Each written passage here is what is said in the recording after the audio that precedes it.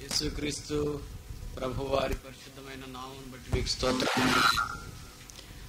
ఈ రెండవ దినం రాత్రి కాలము ప్రతికూల పరిస్థితుల్లోని వాక్యము చుట్టూ చేరి వచ్చి ఆధిక్యతకిచ్చినందుకు వందనములు.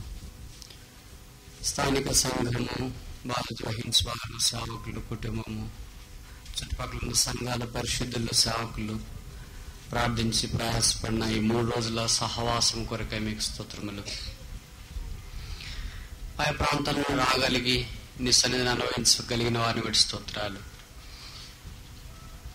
ప్రతికూల పరిస్థితుల్లో మీ దర్శనము, మీ వెలుగు మాకు ప్రకాశింపచేయము. మీరే మా హృదయాలకు పరిచర్య చేయాలని మీ సన్నిధిలోనికి వచ్చాం. దీనికి ప్రతి వారి అక్కర మీరు తీర్చండి. ఎవరు ఎలాంటి మనస్సుతో అక్కరతో వచ్చినారో మీరు ప్రతి ఒక్కరిని చూస్తున్న దేవుడు. వారి హృదయంలో ఉన్న శూన్యత ఖాళీని తొలగించండి. రక్షణ లేని వారిని మీరు సంధించి రక్షణ వెలుగులోనికి తీసుకుని రండి. రక్షించబడి ముందుకు సాగలేకపోతున్న వారిని జ్ఞాపకం చేసుకునండి. అలాగనే జీవితంలో ఆయా పోరాటాలు గుండా, సంఘర్షణలు గుండా వెళ్తున్న వారికి కావాల్సిన మేలు చేయండి. పేదలను మీరు కరుణించండి. రోగులను ముట్టి బాగు చేయండి. నిరుద్యోగులకు కావాల్సిన ఉద్యోగం అనుగ్రహించండి. భవిష్యత్తు కొరకు కనిపెడుతున్న వారికి కావాల్సిన మేలు చేయండి. అప్పులలో ఉంటున్న వారికి కావాల్సిన కృప చూపించండి. ఉద్యోగ బాధ్యతలు, చేతి పనులు, వ్యాపారాలు చేసుకుంటున్న వారిని మీరు సహాయం జ్ఞాపకం చేసుకునండి. ఈ రాత్రి కొన్ని నిమిషాలని వాక్యం చుట్టూ మా దృష్టి కేంద్రీకరించి మాకు దీవించి పెట్టండి. దుర్బలైన నన్ను కడిగి పరిశుద్ధపరచండి. మా కరకొరది మా హృదయాలకు మీరు పరిచయం చేయండి. యేసుక్రీస్తు ప్రభు వారి పరిశుద్ధ నామమున ప్రార్థిస్తున్నాము తండ్రి. ఈ పని బహు గొప్పది అనే మాటను మనం ఆధారం చేసుకుని దినవృత్తాంతాల మొదటి గ్రంథము 21వ అధ్యాయం నుండి కొన్ని విషయాలు పరిగెరుకుంటూ వచ్చినాం. ఈ రాత్రి ఇంకొక మాటను గురించి మనం ఆలోచించడానికి పూనుకుందాం. మనం పని గొప్పది అని గుర్తించినప్పుడు ఇతరులు కలిసి పనిచేయట ఈ పనిలో భాగమై ఉన్నది. ఈ మాట బైబిల్లో వేరే సందర్భంలో కూడా పరిశుద్ధాత్మదేవుడు వాడుతూ వచ్చినాడు. కనుక గొప్పదైన పని, వ్యక్తిగత కుటుంబ సంఘాలుగా కట్టబడే పని, పరిశుద్ధాత్మదేవుడు నియంత్రిస్తున్న పని, ఆయన కొనసాగిస్తున్న పని, ఆయన ముగించే పని. అయితే ఈ పనిలో దేవుడు మనల్ని జత పని వారిగా ఉండుట కొరకై పిలిచాడు. We are coworkers with him. ఆయనతో పాటు మనము పాలివారము లేదా పనివారమై ఉన్నాం.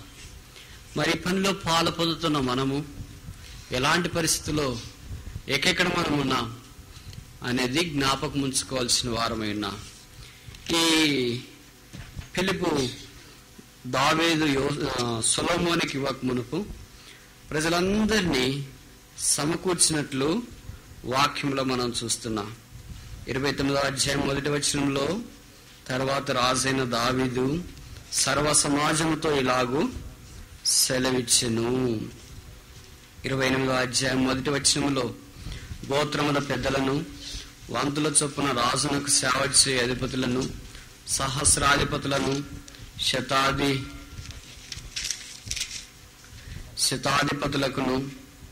శతాధిపతులను, రాజునకును రాజకుమారులకును కలిగిన యావత్తు చరాస్తి మీదను స్థిరాస్తి మీదను ఉన్న అధిపతులను, అనగా ఇశ్రాయేలు పెద్దలందరినీ, రాజునుద్దరున్న పరివారమును, పరాక్రమశాలను, సేవా సంబంధులైన పరాక్రమశాలందరినీ రాజుకు దావీదు యెరూషలేమునందు సమకూర్చెను. ఈ మాట మీరు ఆలకించండి. సమకూర్చెను. ఈ దినము మనం ఆలోచించే లేదా పరిగెరుకునే అంశానికి ఒక శీర్షిక మనం ఉంచుదాం. Proclamation of the work. పని కొరకైన ప్రకటన. ఏమని ప్రకటించినాడు? ఈ 28వ అధ్యాయం 1వ వచనంలో చాలా రకాలైన మనుషులు ఉన్నారు.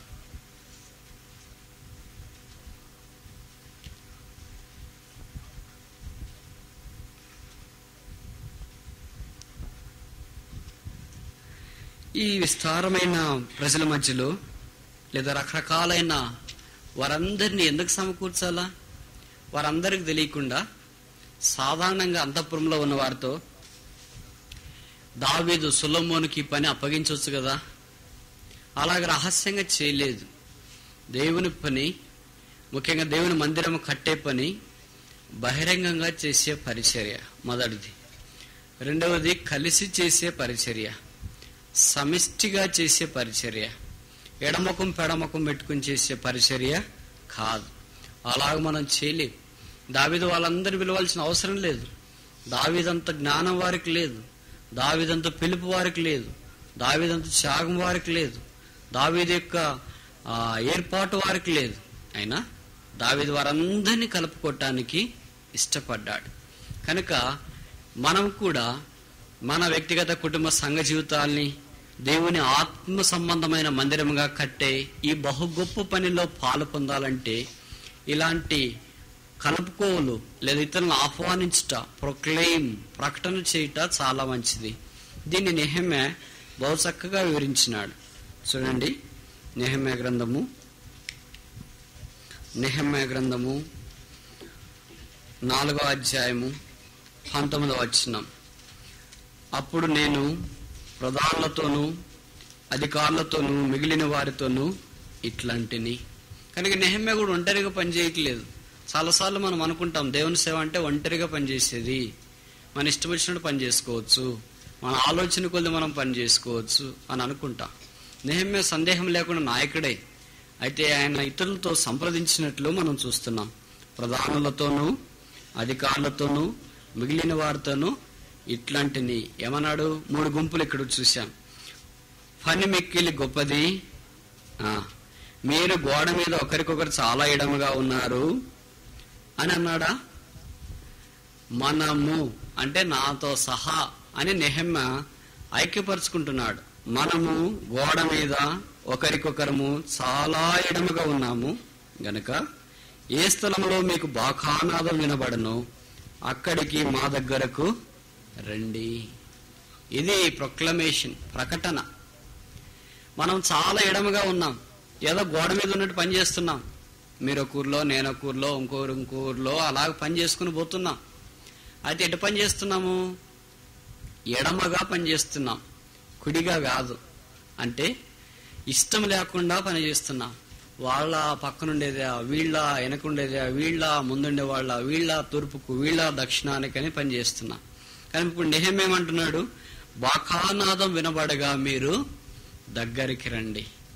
ఆ బాకానాదము అనగా దేవుని వాక్యం వినిపించినప్పుడు, స్వరం వినిపించినప్పుడు దగ్గరకు రండి.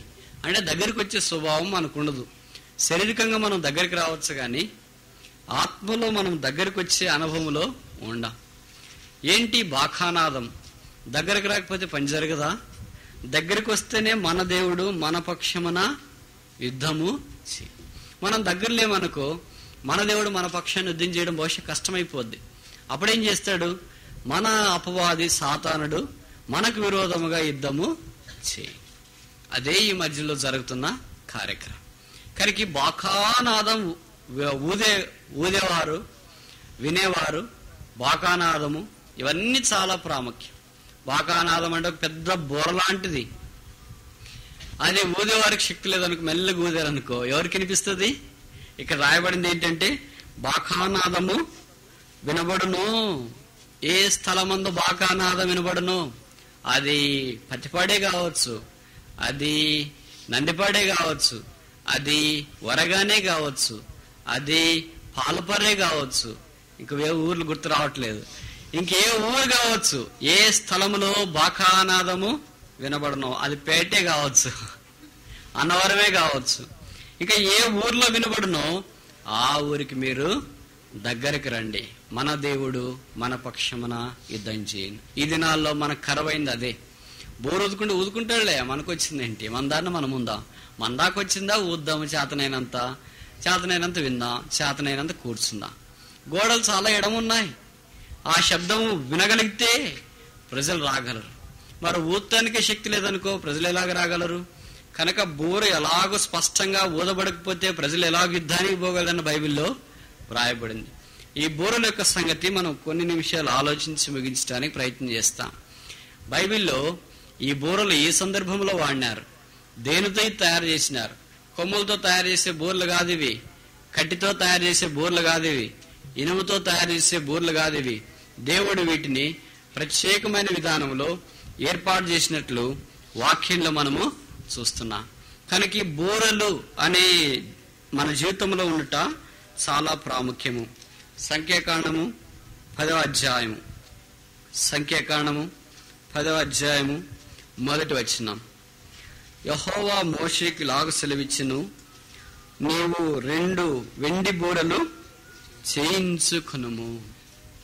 ఈ బూరలు కట్టి బూరలు కాదు, ఈ బూరలు మంటి బూరలు కాదు, ఇవి బంగార బూరలు కాదు, ఇత్తడి బూరలు కాదు, ఇనుము బూరలు కాదు. ఏం బూరలు ఇవి? వెండి బూరలు చేయించుకునేవాళ్ళను. ఎందుకు వెండి చేయించుకోవాలా? బైబిల్లో ప్రతిదానికి ఒక అర్థం ఉంది. వెండి అనగా విమోచన అని అర్థము. కనుక విమోచించబడిన వారే ఈ బూరలుగా మార్చబడగలరు. విమోచించిన వారిద్ద నుండే స్వరం వస్తుంది, విమోచించబడిన వారిద్ద నుండే ధ్వని వస్తుంది. బైబిల్లో ధ్వని కూడా చాలా రకాలుగా ఉంది.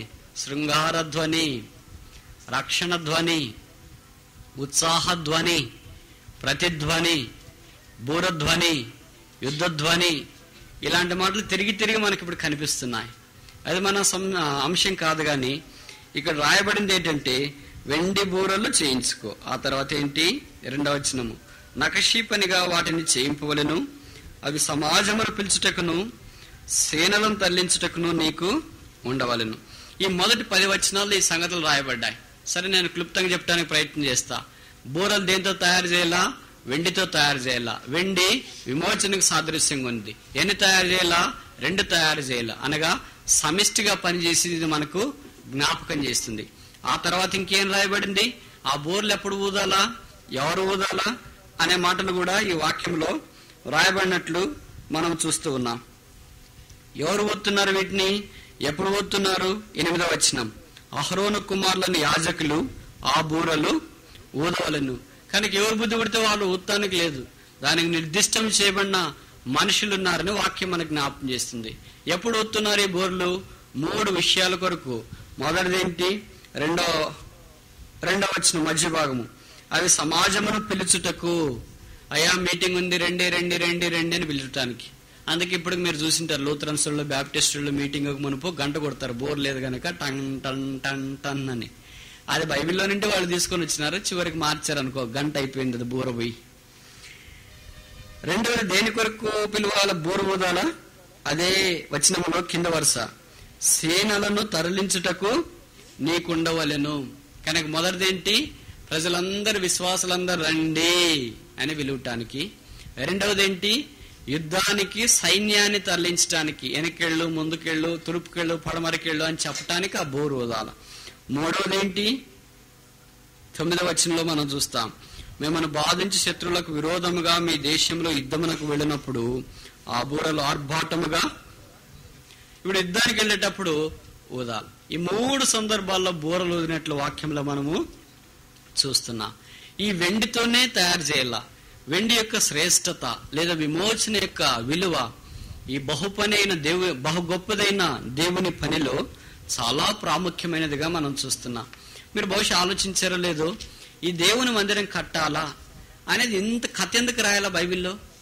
ఉదాహరణకి దినవృత్తాంతాల మొదటి గ్రంథంలో 21వ అధ్యాయం నుండి 29వ అధ్యాయం దాకా దాదాపు 9 అధ్యాయాలు ఈ విషయాలన్నీ రాశారు. ఆ తర్వాత 2వ దినవృత్తాంతాల మొదటి అధ్యాయం మొదలుకొని 8వ అధ్యాయం దాకా ఈ అధ్యాయాలు రాశారు. ఈ మందిరాన్ని గురించి రాశారు. దాదాపు 15 అధ్యాయాలు పైబడి ఈ మందిరాన్ని గురించి ప్రతిదీ వివరంగా రాస్తూ వచ్చినారు. దావీదు యొక్క పరిపాలన గురించి 15 అధ్యాయాలు లేదు. సొలొమోను యొక్క జ్ఞానాన్ని గురించి 15 అధ్యాయాలు లేదు. అంతెందుకు, దేవుడు సృజించిన అద్భుతమైన రమ్యమైన సృష్టిని గురించి ఆదికాండము మొదటి అధ్యాయంలో మాత్రమే, అనగా ఒకే అధ్యాయం మాత్రమే రాయబడింది. దేవుని దృష్టిలో సృష్టి అనేది ఒకే అధ్యాయానికి పరిమితం చేశాడు. కానీ తన మందిరాన్ని నిర్మించే విషయంలో దాదాపు 15 అధ్యాయాలకు పైగానే ఈ విస్తారంగా రాసినట్లు వాక్యాలు మనం చూస్తున్నాం. ప్రతిదీ ఏ సామాగ్రి ఎలాగ తయారు చేయాలా అది చదవడం మనకి ఆసక్తి కలిగించదు, కానీ ఎందుకంటే ఇది చాలా కష్టంగా ఉంటుంది, అర్థం కాదు, అందుకే మనం దాటిపోతుంటాం. అయితే దేవుడు దాన్ని ఎంతో వివరణాత్మకంగా రాయించి పెట్టినాడు. ఏ సామాగ్రి ఎక్కడ ఉండాలా, దేనితో తయారు చేయాలా, ఎవరు మాట్లాడాలా, ఎవరు చేయాలా, ఇంత వివరంగా రాయిస్తే ఈ దినాల మనకు ఎంతో తేలిగ్గా మనం తీసుకుని దేవుని యొక్క గొప్ప లేదా బహు గొప్ప పనైన మందిర పరిచర్య లేదా నిర్మాణంలో నుండి మనం తప్పిపోవటానికి పూనుకుంటున్నాం. నెహెమ్యా ఇచ్చిన పిలిపిదే. అధికారులతోనూ ప్రధానులతోనూ ఇతరులతోనూ మనము గోడ మీద చాలా ఎడమగా ఉన్నాము, బాకానాదం వినబడగా దగ్గరకు రండి, మన దేవుడు మన పక్షమున యుద్ధము చేయను. ఎంత దూరం ఎడమగా ఉన్నావు, ఎంత ముఖం పెడమకంతో జీవిస్తున్నావు, ఎంత దూరంలో కార్యం చేస్తున్నావు. నీ ఒక్కడివగా సేవకుడైనా విశ్వాసులైనా సంఘమైనా వేరే వారితో కలిసి పని చేయకపోతే నీ పని బాకానాదం వినబడేటట్టుగా ఉండదు, నీ పని సాతాను మీద జయమ తీసుకుని వచ్చేదిగా ఉండదు, నీ పని గోడ కట్టిన నెహెమ్యా వలె ఉండదు. కనుక దేవుడు ఈ రాత్రి మనకు జ్ఞాపకం చేస్తున్న సత్యం ఏంటంటే ప్రొక్లమేషన్ ఆఫ్ ద వర్క్, పని కొరకైన ప్రకటన. మాకు సహాయం చేయటకు రండి, మెల్లగమ్మా, మాకు సహాయం చేయటకు రండి, మాకు సహాయం చేయటకు రండి, మాకు సహాయం చేయటకు రండి అని కేకలేసి పిలిచేవారు, బకానాదం ఊడిదేవారు, వాక్యం చెప్పేవారు అవసరమని వాక్యం మనకు జ్ఞాపకం చేస్తుంది. అది వెండితోనే, విమోచనతోనే, రక్షణతోనే అవసరము. రక్షణ లేని వాళ్ళు బాకానాదం ఊతే అది ఆర్భాటముగా ఉండకపోవచ్చు, అది ఇతరులకు ఆహ్లాదకరంగా కూడా ఉండకపోవచ్చు. మరి వెండి 5 విషయాలు మనకు జ్ఞాపకం చేస్తుంది. మొదటిదేంటి? లూకాసు వార్త 15వ అధ్యాయం, మనందరికి పరిచయమైన మాట. లూకాసు వార్త 15వ అధ్యాయం 8వ వచనం. ఏ స్త్రీకైనను 10 వెండి నాణ్యములుండగా వాటిలో ఒక నాణ్యం పోగొట్టుకుంటే ఆమె దీపం వెలిగించి ఇల్లు ఊడ్చి అది దొరకు వరకు జాగ్రత్తగా వెదకదా? అంటే మనమే జవాబు చెప్పాలి, వెదుకును అని. కనుక వెండి నాణ్యము మొదటిది. మనం విమోచించబడిన వారమైతే మొట్టమొదటి ఎలాగుండాలా? బోరగా మార్చబడక మనకు ఎలాగుండాలా? నాణ్యముగా మనం ఉండాలి.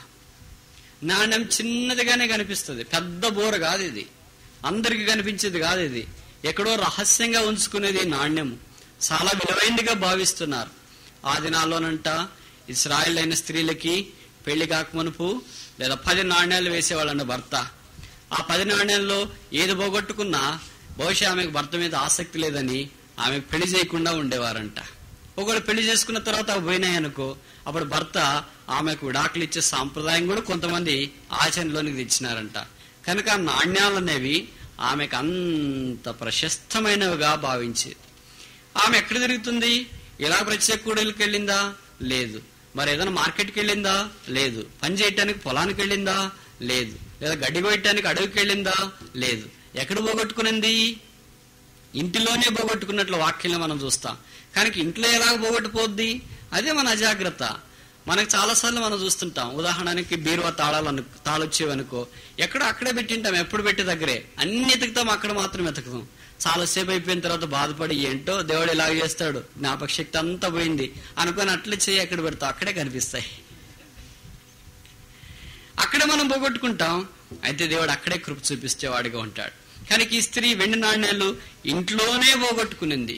ఆ ఇంట్లోనే ఆ ఒక్క నాణ్యం పోగొట్టుపోయింది. మనం కూడా మన క్రైస్తవ జీవితంలో ఇంట్లోనే పోగొట్టుపోయే వారిగా మనం ఉంటాం. మొదటి సందర్భంలో ఒక మనిషికి 100 గొర్రెలు ఉంటే 100 అడవికి మేపటానికి తీసుకెళ్లాడు. 99 గొర్రెల కాపరి దగ్గర ఉన్నాయి, ఒకటి మాత్రం ఎక్కడో వెళ్ళిపోయింది. కనుక ఒక్కదాని కొరకు 99 దాన్ని విడిచి ఒక్కదాన్ని పట్టుకొని వచ్చినాడు. తిరిగి సంతోషించినట్లు వాక్యాలు మనం చూస్తున్నాం. అక్కడ ఎంత రేషియో ఉంది? 99:1. అంటే 99% మిగిలింటే 1% పోగొట్టిపోయింది. అది అడవిలో. అది మనకు దేనికి జ్ఞాపకం చేస్తుంది? సహవాసాన్ని జ్ఞాపకం చేస్తుంది, ఫెలోషిప్. కనుక బయటికి వెళ్ళిపోతే దేవుడు తిరిగి సమకూర్చుకోవటానికి ఇష్టపడతాడు. ఎప్పుడు? నీవు సమకూర్చులోకి రావాలని కోరినప్పుడు. ఇప్పుడు రెండవ సందర్భంలో మనం చూస్తే ఇది అడవి కాదు, ఇల్లు. 100 కాదు, 10 పోగొట్టిపోయింది. 100కి 1 పోతే 10కి ఎన్ని పోవాలా? 10కి 1 పోయింది. మరి ఇక్కడ శాతం ఎంత వచ్చింది? దేవుని యొక్క వాక్యంలో మనం చూసినప్పుడు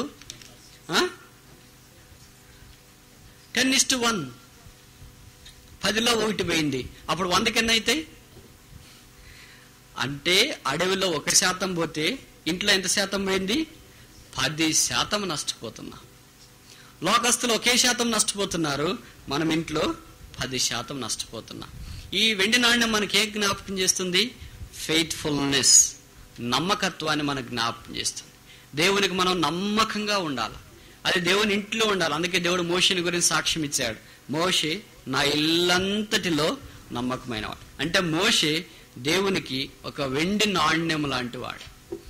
మోషే అనే వెండి నాణ్యము దేవుని చేతిలో పోగొట్టుకోబడలేదు. మనం ఎన్నిసార్లు పోగొట్టుకోబడ్డాం అంటే మనం అంత వెండి నాణ్యాలు అని అనుకుంటా ఉన్నాం, రక్షించబడినామని అనుకుంటున్నాం. కానీ దాంట్లో మనకు ఫెయిత్ఫుల్నెస్, నమ్మకత్వం లేకుండా ఉంది. ఆ కారణాన మనం ఏం చేస్తున్నాం మనకే తెలియదు, ఎలాగొస్తున్నాం మనకే తెలియదు, ఏం కూర్చుంటున్నాం మనకే తెలియదు. ఈ వెండి బూరలుగా చేయబడి ఇతరులను ఈ పని కొరకై ఆకర్షించే పరిచర్లో మనం పాలు పొందాలంటే మొదటిది మనకు ఉండాల్సింది నమ్మకత్వం. వెండి నాణ్యముగా మనం ఉండాలని దేవుడు మనకు జ్ఞాపకం చేస్తున్నాడు. ఆ కింద ఉపమానంలో చూస్తే 2 కుమారులు ఉన్నారు. ఒకడేమో దేశం తిరగటానికి వెళ్ళాడు, కానికారాలు చేశాడు, కరువు వచ్చింది, తిరిగి తండ్రి దగ్గరికి రావడానికి ఇష్టపడినాడు. ఆ వాక్యంలో చూస్తే 2లో 1 పోయారు. ఈ 3 సందర్భాల్లోనూ ఒకరే పోయారు. పోను పోను పోను పోను శాతం పెరుగుతూ వచ్చింది. మొదటి ఉపమానంలో లేదా మొదటి సందర్భంలో 1%, రెండో గొర్రెల సందర్భంలో 1%, నాణ్య సందర్భంలో 10%, మనిషి యొక్క సందర్భంలో ఎంత? 50% వచ్చింది. అంటే అర్థానికి అర్థం ఎక్కడిది? ఇంట్లో జరిగింది, అనగా దేవుని మందిరంలో జరిగే కార్యక్రమం అన్నమాట. దేవుని మందిరంలో ఎంతమంది ఎక్కడి నుండి వెళ్ళిపోతున్నారు? ఫుల్నెస్.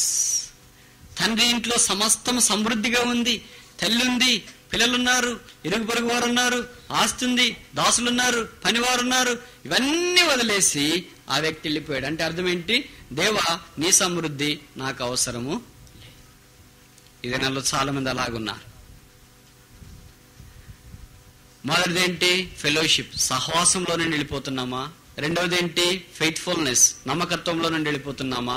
మూడవది ఏంటి? ఫుల్నెస్, సంపూర్ణతలో నుండి వెళ్ళిపోతున్నాం. ఈ వెండి నాణ్యము పోగొట్టుకోబడింది. కానీ ఆమె తిరిగి ఇల్లు వచ్చినప్పుడు ఆ నాణ్యం ఆమెకు దొరికింది. ఆమె సంతోషము అధికముగా చేయబడినట్లు వాక్యాలు మనం చూస్తున్నాం. కనుక దేవుడు మనల్ని మొట్టమొదట నమ్మకమైన వెండి నాణ్యాలుగా ఉండాలని కోరుతున్నాం. కనుక వెండి నాణ్యము ఫెయిత్ఫుల్నెస్, నమ్మకత్వాన్ని మనకు జ్ఞాపకం చేస్తుంది.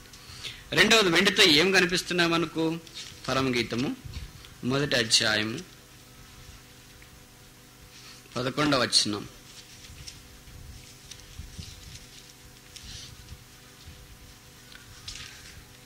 మొదటి అధ్యాయం 11వ వచనం. వెండి పువ్వులు గల బంగారు సరములు మేము నీకు చేయింతుము.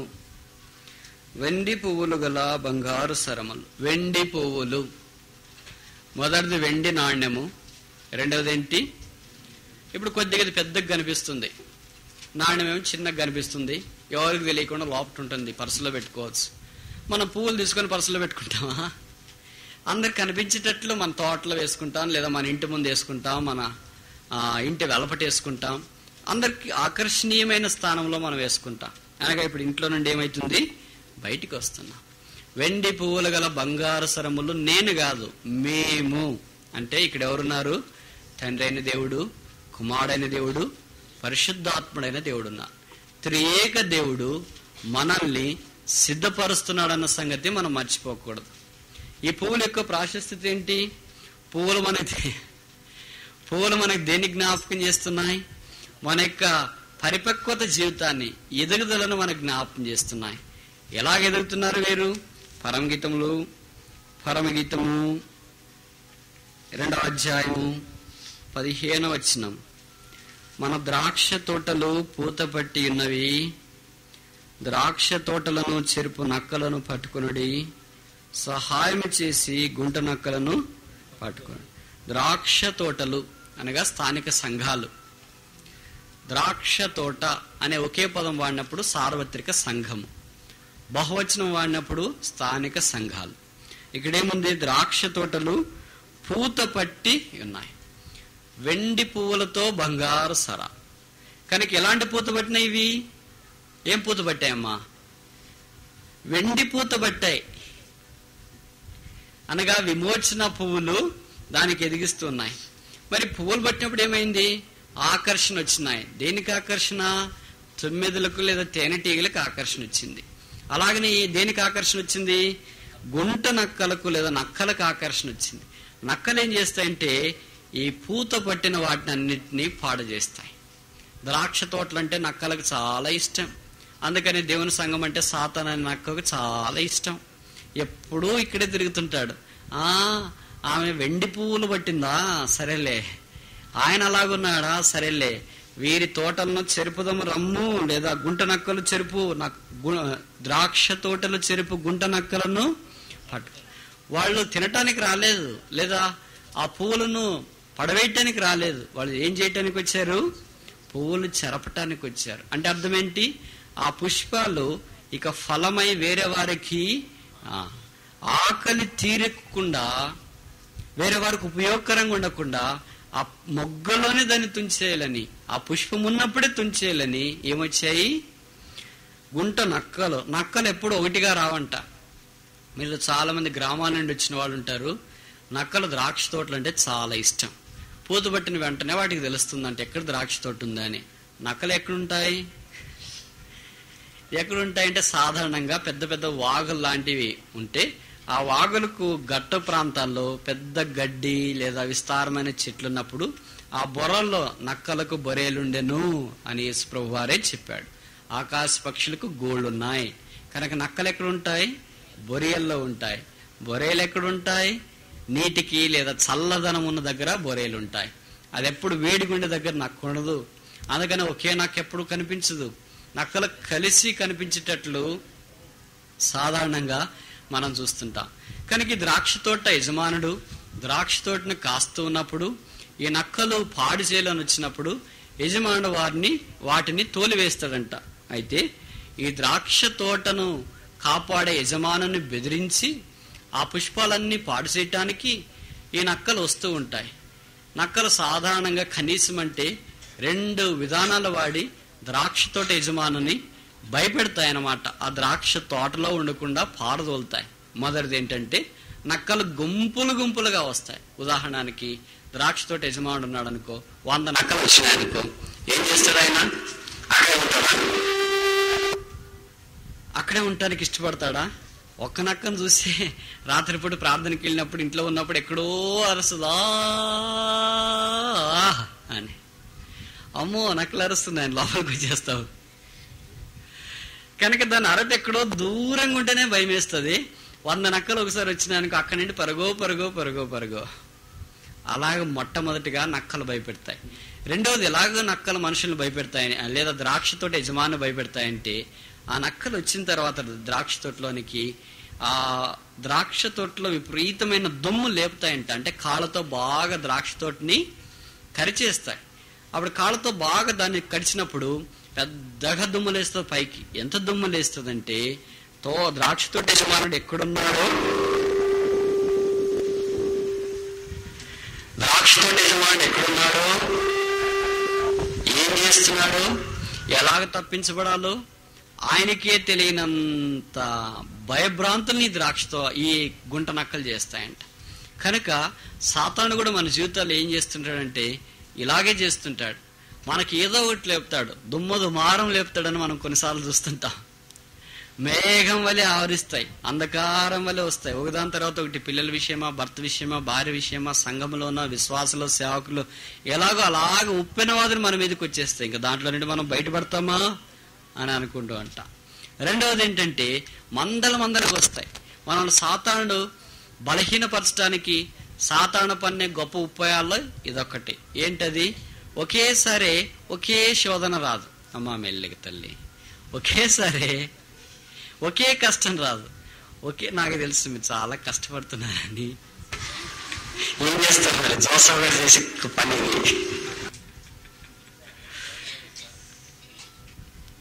ఏం చేస్తాడంటే రకరకాలుగా తెస్తాడు.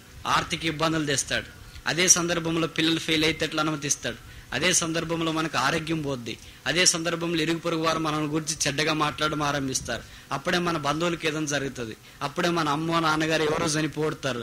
అప్పుడే అన్ని వస్తాయి. మనకు అనిపిస్తుంది, అమ్మో ఒకదాని మీద ఒకటి పడితే నేను ఎట్లా తేరుకునేది, ఎట్లా బాగుపడేది, ఎట్లా పైకి వచ్చేది? ఇంక ఇవన్నీ నాలో నుండి తొలగుతాయా? ఈ అప్పులు తీరేది ఎప్పుడు, పిల్లలు పాస్ అయ్యేది ఎప్పుడు, భార్య భర్తలు రక్షించబడేది ఎప్పుడు, వీరందరూ పెళ్లిళ్ళు చేసేది ఎప్పుడు, మా ఇంట్లో వాళ్ళు పలానా వాళ్ళు చనిపోయారో వాళ్ళ సంగతి చూసుకునేది ఎప్పుడు, నాకు ఆరోగ్యం క్షీణించిందే, నేను ఎప్పుడు ఇంక బతికి బట్టగట్టే పనేనా? గుంట నక్కలు ద్రాక్ష తోటలను చెరుపుతున్నాయి కనుక వాటిని పట్టుకొనుడి అనే వాక్యంలో మనం చూస్తున్నాం. కనుక మనం ఎదుగుతూ ఉండే కొలది, వెండి పువ్వులుగా మార్చబడే కొలది ఈ గుంట నక్కలు ఆకర్షణీయంగా వస్తూ ఉంటాయి. కనుక మన క్రైస్తవ జీవితంలో నేర్చుకోవాల్సింది ఏంటంటే, వాటిని మనం ఏం చేయాలా? పట్టుకొనాలి. అంటే ఏం చేయాలా? దేవుని యొక్క వాక్యంలో రాయబడింది, సాతాను యొక్క కుతంత్రములు మనము ఎరగని వారము కాదు. మన యొక్క ఆలోచనలు, మన యొక్క తలంపులు, వీటన్నిటినీ దేవుని యొక్క ఆత్మ ద్వారా చెరలోనికి తెచ్చి వాటిని బంధించాలనే వాక్యంలో మనం చూస్తున్నాం. ఇది కనుక రెండవది మనకి ఏ జ్ఞాపకం చేస్తుంది? వెండి పువ్వులు అంటే ఫ్లరిషింగ్, ఎదుగుదలను జ్ఞాపకం చేస్తుంది. మూడవది ఈ వెండి ఇంకా మనకేం జ్ఞాపకం చేస్తుంది? పరమగీతము 8వ అధ్యాయము 9వ వచనం, 8, 9. అది ప్రాకారం వంటిదాయన, మేము దానిపైన వెండి గోపురం ఒకటి కట్టుదము. వెండి నాణ్యము మొదటిది, వెండి పువ్వులు రెండవది, మూడవది వెండి గోపురం. గోపురం అంటే భూమి వైపు కిందికి పోతా ఉంటదే, లేదా ఆకాశం వైపు పైకి పోతా ఉంటదే? గోపురం అంటే ఎప్పుడు పైకి వెళుతూ ఉంటది. అర్థం ఏంటి? ఇది భూ సంబంధమైన విషయాలను మనస్కరించదు, పర సంబంధమైన విషయాల మీదే దృష్టి ఉంచుతుంది. భూ సంబంధం కొరకై ప్రయాసపడదు, పర సంబంధమైన విషయాల కొరకే ప్రయాసపడుతుంది. భూ సంబంధమైన విషయాల కొరకై చింతించదు, పర సంబంధమైన విషయాల కొరకై చింత కలిగి ఉంటుంది. అందుకే పౌలు అపోస్తలుడు కొలస్సీలకు రాసిన 3వ అధ్యాయము 1-2 వచనాల్లో మనం చూస్తే, మీరు క్రీస్తుతో కూడా లేపబడిన వారైతే పైనున్న వాటినే వెదకుడి. మనం క్రీస్తుతో కూడా లేపబడిన వారమైతే మనం వెండి నాణ్యం మాత్రమే కాదు, మనం వెండి పూలు మాత్రమే కాదు, మనం ఏంటంట మనము వెండి గోపురం. కనుక మనం గోపురం అంటే ఎవరైనా సాధారణంగా సులువుగా ఎక్కుతారా? చాలా కష్టం గోపురం ఎక్కడం. కనుక సాతానికి, గుంట నక్కలకు కూడా ఆ గోపురం దగ్గరికి రావడము చాలా సందర్భాల్లో కష్టంగా ఉంటుంది. కనుక ఈ గోపురం మనకి ఏ జ్ఞాపకం చేస్తుందంటే ఫుల్నెస్, సంపూర్ణతను మనకు జ్ఞాపకం చేస్తుంది. కనుక దేవుని యొక్క నమ్మకత్వంలో నుండి ఎదుగుదలలోనికి రావాలా, ఎదుగుదలలో నుండి ఎక్కడికి రావాలా? సంపూర్ణతలోనికి రావాలా. ఇంకా మనకు వెండి దేన్ని జ్ఞాపకం చేస్తుంది? ఇదే వాక్యంలో చూస్తే ఇంతదాకా మనము ఎక్కడ చూసాం? సంఖ్యాకాండము 10వ అధ్యాయంలో చూసాం. సంఖ్యాకాండము 10వ అధ్యాయము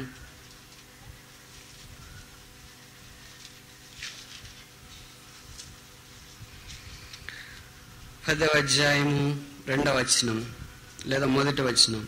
యెహోవా మోషేకి ఇలాగ సెలవిచ్చును, నీవు 2 వెండి బూరలు చేయి. ఇప్పుడు మనం బోర యొక్క అనుభవంలోనికి వస్తున్నాం. ఎప్పుడు? నమ్మకంగా వెండి నాణ్యం వలె ఉన్నప్పుడు మొదటిది. రెండవది ఎదిగే వెండి పువ్వుల వలె ఉన్నప్పుడు. మూడవది సంపూర్ణమైన వెండి గోపురం వలె ఉన్నప్పుడు. ఎక్కడికి వస్తున్నాం ఇప్పుడు? వెండి బూరల దగ్గరికి వస్తున్నాం. వెండి బూరలు మనకు దేన్ని జ్ఞాపకం చేస్తున్నాయి? యుద్ధానికి ఇశ్రాయేలు నడిపించే సందర్భంలో వారు దాన్ని వాడుతున్నారు. ఇట్ స్పీక్స్ ఆఫ్ ఫైటింగ్, పోరాడుట. మనుషులతో పోరాడేది కాదు. ఇంట్లో భార్యాభర్తలు లేదా పిల్లలు తల్లిదండ్రుల మీద, తల్లిదండ్రుల పిల్లల మీద పోరాటం కాదు. ఈ పోరాటము దేవుని వాక్యంలో రాయబడింది, మనం పోరాడునది ఈ శరీరాలతో కాదు గాని లోకనాథునితో, అనగా ఈ సాతానుతో మనం పోరాడుతున్నాం. కనుక మన ఆయుధాలు భూ సంబంధమైనవి కాదు, అవి పర సంబంధమైనవిగా మనకు జ్ఞాపకం చేయబడుతూ ఉంది. కనుక మన క్రైస్తవ జీవితంలో ప్రభు కొరకు ముందుకు సాగిపోవటానికి ఈ వెండి బూరలు అవసరం. అందుకే నెహెమ్యా 4:19 ఇచ్చే పిలుపు, మనము ఒకరికొకరు గోడ మీద చాలా ఎడమగా ఉన్నారు. వారు పనిలోనే ఉన్నారు కదండి, ఇంట్లో లేరు వాళ్ళు, ఎక్కడున్నారు? ఊర్లో లేరు వాళ్ళు, ఎక్కడున్నారు? వీధిలో లేరు వాళ్ళు, ఎక్కడున్నారు? స్కూల్లో లేదు వాళ్ళు, ఎక్కడున్నారు? వలపట్లేదు వాళ్ళు, ఎక్కడున్నారు? ఆవరణంలో లేరు వాళ్ళు, ఎక్కడున్నారు? గోడ మీద ఉన్నారు. గోడ మీద విశ్రాంతి ఉంటుందే, నెమ్మది ఉంటుందే? గోడ మీద ఖాళీగా ఉండేవాళ్ళంతా గోడ ఎక్కుతారా? ఎవరు ఎక్కుతారు గోడ? గోడమూతులు ఆట ఆడేవాళ్ళు కాదు, దాగుడుమూతులు ఆట ఆడేవాళ్ళు కాదు. ఎవరు ఎక్కుతారు గోడ? పని చేసేవారు గోడ ఎక్కుతారు. కానీ వీళ్ళు గోడ మీదే ఉన్నారు, పని చేస్తూనే ఉన్నారు, విశ్రాంతి లేకుండా విరామం లేకుండా పని చేస్తున్నారు. అయితే ఇండిపెండెంట్ వర్కింగ్, స్వతంత్రంగా ఎవరికి వాళ్ళని, నీకు ఏది తెలిస్తే నువ్వే పని చేసుకుంటూ అట్లే పోతుంటావు గోడ మీద. అది చక్కగా కడుతున్నావా, దానికి నడ్డు వచ్చిందా, అది పక్క సొట్టలు తిరిగిందా, అది వంకరగా ఉందా, దానికి కిటికీ పెట్టావా, తలుపు పెట్టావా, దాన్ని వేరే గోడతో కలిపావా, అదంతా ఏముండదు. ఎలా కడుతున్నావు, నీ దారి నువ్వు పోతా ఉన్నావు. అందుకనే సనబలొట్టు తోబియాలన్నారు, నెహెమ్యా కట్టే గోడలు నక్కలు వచ్చి పెడితే పడి, ఆ వాళ్ళకు కూడా నక్కలు అంటే చాలా ఇష్టం. అందుకనే నెహెమ్యాలో రాయబడినారు. ఎందుకంటే సాతాను ఎప్పుడు నక్కలకు పోల్చబడినాడు. దేవుని యొక్క వాక్యంలో యేసు ప్రభువు వారు కూడా ఆ నక్క అయిన హీరోతో ఇలాగ మీరు చెప్పుడే అనే మాట రాసినట్లు మనం చూస్తున్నాం. కనుక మనం కూడా పనిచేస్తున్నాం. కానీ ఎక్కడ పనిచేస్తున్నాము? మన ప్రాంతంలో, మన స్థలంలో పనిచేస్తున్నాం. ఇప్పుడు మనం ఏం చేయాలా? ఎక్కడ బాకానాదం వినిపిస్తుందో అక్కడికి మనము కూడి రావాలా. మన దేవుడు మన పక్షమున యుద్ధము. అలాగే మనం ఒంటరిగా మనం పనిచేస్తా పోతుంటే ఆ పనికి బలం లేదు. ఆ పని దేవుడు కోరింది కాదు, ఆ పని నెహెమ్యా కట్టడం కాదు, ఆ పని దావీదు యొక్క మచ్చకుతో పోలిన పని కాదు. ప్రొక్లమేషన్ ఫర్ ద వర్క్, పని కొరకైన ప్రకటన. మీరు ఎక్కడ పని చేస్తున్నా, ఎక్కడ బాకానాదం వినపడుతుందో, ఎక్కడ వాక్యం వినపడుతుందో, ఎక్కడ బోర వినిపిస్తుందో, ఎక్కడ సువార్త ప్రకటిస్తున్నారో, ఎక్కడ VBS జరుగుతుందో, ఎక్కడ ప్రత్యేక కోడికలు ఉన్నాయో, ఎక్కడ ఉపవాస కోడికలు ఉన్నాయో అక్కడికి మీరు రండి. మన దేవుడు మన పక్షమున ఇద్దండి. ఎటు రావాలండి? ఆటోలు లేవండి, బస్సులు సరిగ్గా దొరకట్లేదండి, వర్షకాలం అండి, డబ్బులు కష్టమండి. నిజమే, ఇవన్నీ మనకున్న పరిమితులు.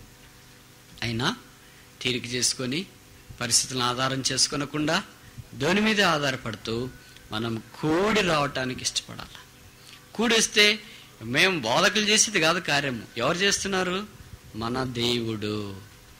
కనుక దేవుని కొరకు మనం కూడి వస్తున్నాం, కానీ మా కొరకు కాదు. మాకు 10 మంది ఉన్న వాక్యం చెప్తాం, 100 మంది ఉన్నా చెప్తాం, 1000 మంది ఉన్నా చెప్తాం, 10,000 మంది ఉన్నా చెప్తాం. ఎంతమంది ఉన్నా మాకేం కాళ్ళన వణకవు, నోరు సడలదు.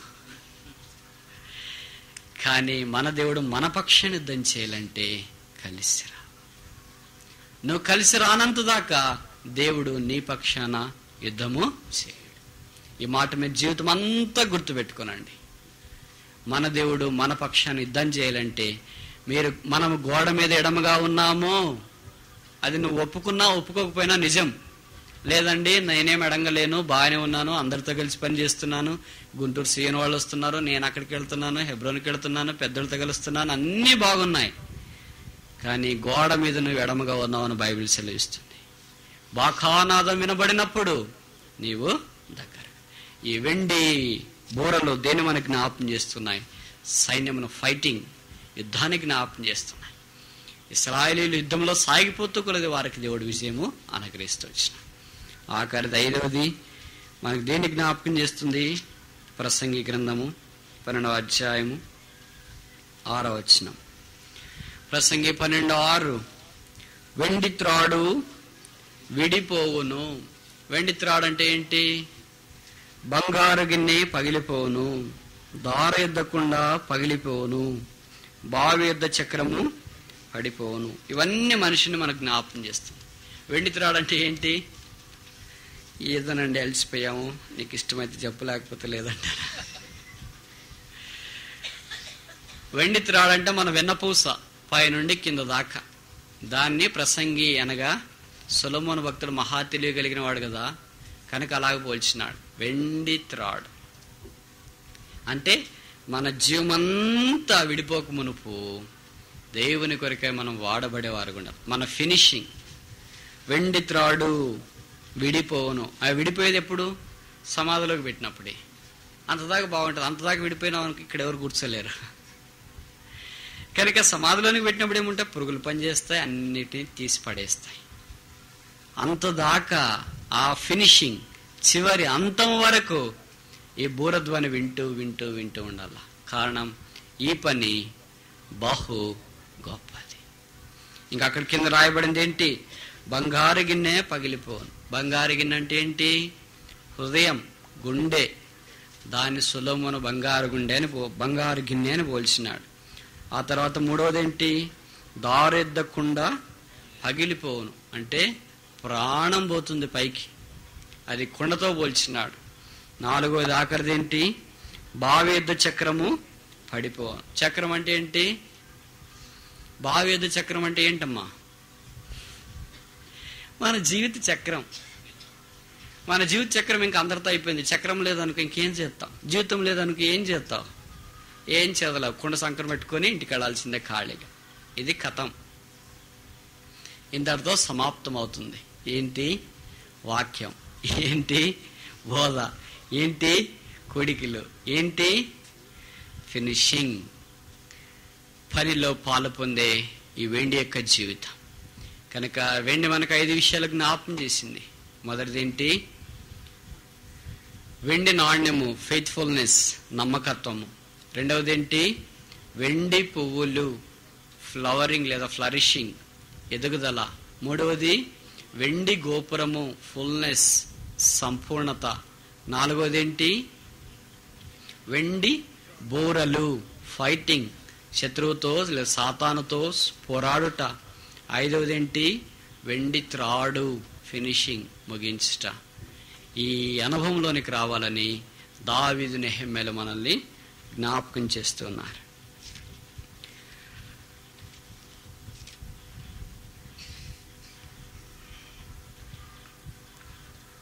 బైబిల్ సెలవిచ్చున్నది,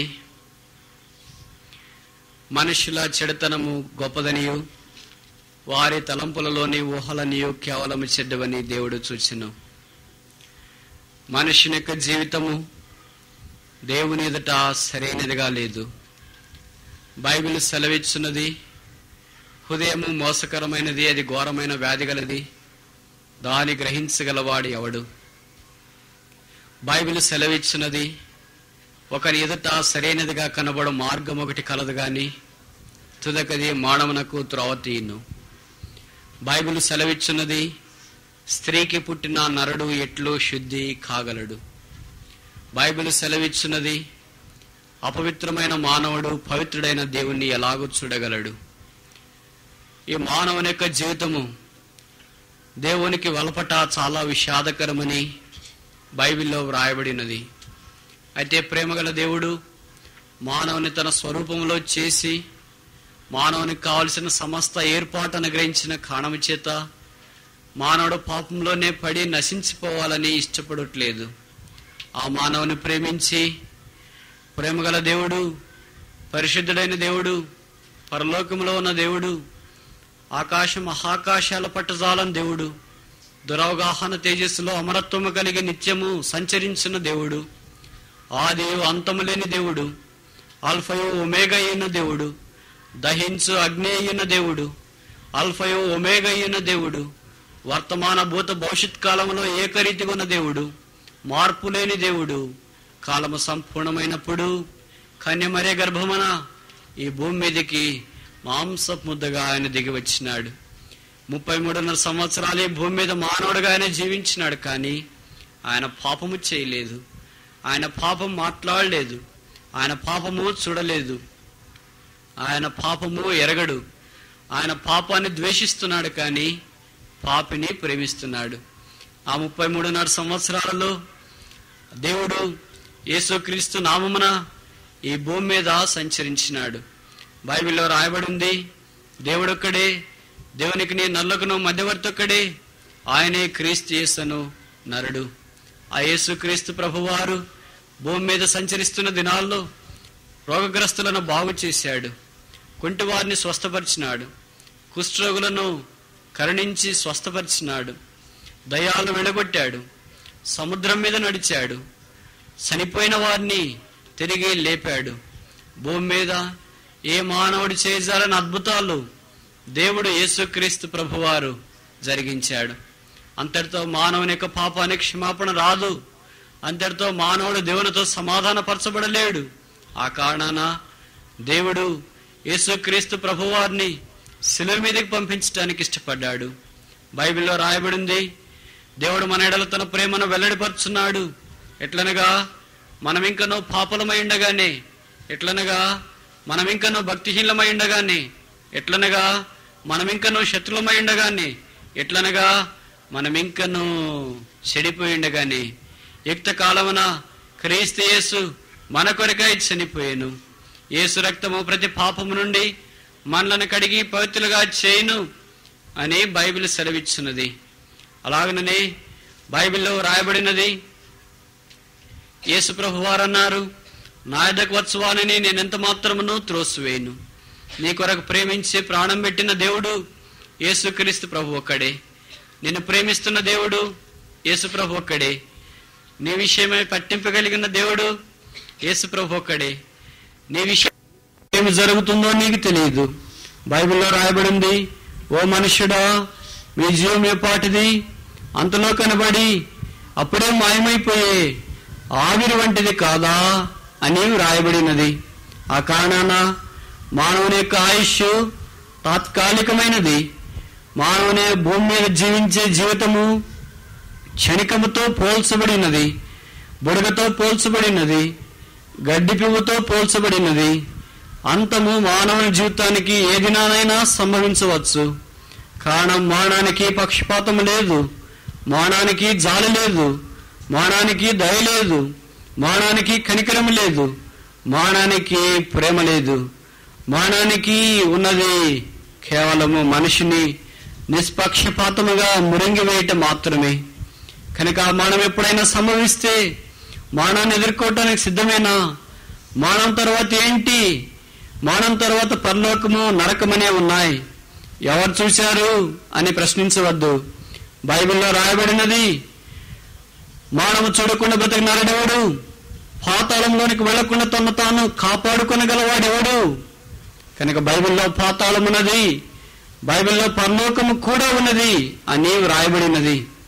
ఆ కారణాన పరలోకమున్నదంటానికి రుజువు కూడా యేసు ప్రభువారు శిలువ మీద వేలాడుతున్నప్పుడు కుడివైపునున్న దొంగ, యేసు నీవు నీ రాజ్యముతో వచ్చినప్పుడు నన్ను జ్ఞాపకం చేసుకో అని విన్నవించినప్పుడు యేసు క్రీస్తు ప్రభువారు అన్నారు, నేడు నీవు నాతో కూడా పరదేశంలో ఉందువు, అనగా పరలోకంలో ఉందువు.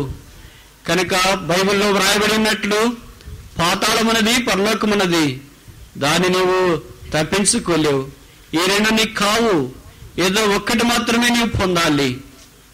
ఆ కారణాన దేవుడు నిన్ను ప్రేమించాడు, నీ కొరకై ఈ భూమి మీద జీవించి నీ కొరకై చనిపోయాడు.